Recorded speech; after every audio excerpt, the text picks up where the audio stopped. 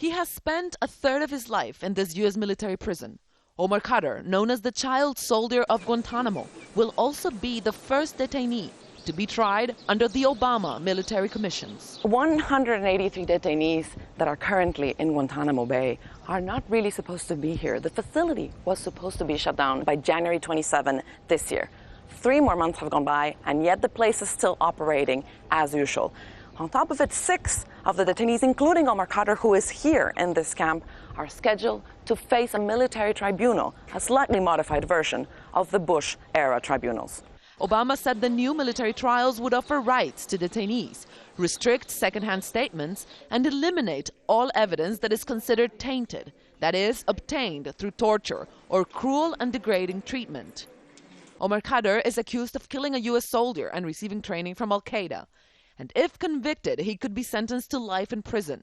But his defense lawyers will try to prove that none of the evidence in this case can be used because they claim it was tainted.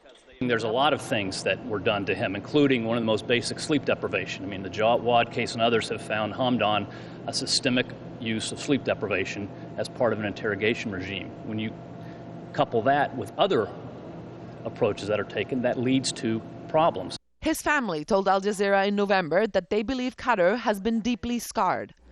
He is a person who can be put under a lot of stress and a lot of pressure and withhold. And the fact that he was breaking down like that meant that he was under tremendous amounts of pressure, tremendous amounts of hardship and difficulty, and that, you know, he would break down calling for my mother. You don't care about me, that's what.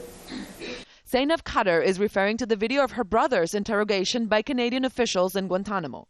The government intends to show that they can fairly try Khadr in a military tribunal and prove he is guilty.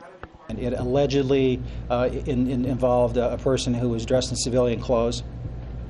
The victim was a U.S. soldier in the furtherance of his duties, who was in a combat setting. I mean, it's a classic battlefield case.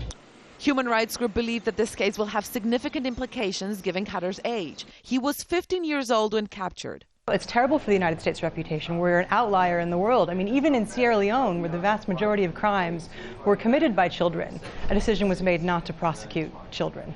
After 8 years in Guantanamo, Omar Khadr could be tried in July. As for the rest of the detainees in these camps, most are passing the days in an illegal limbo, as they have for years.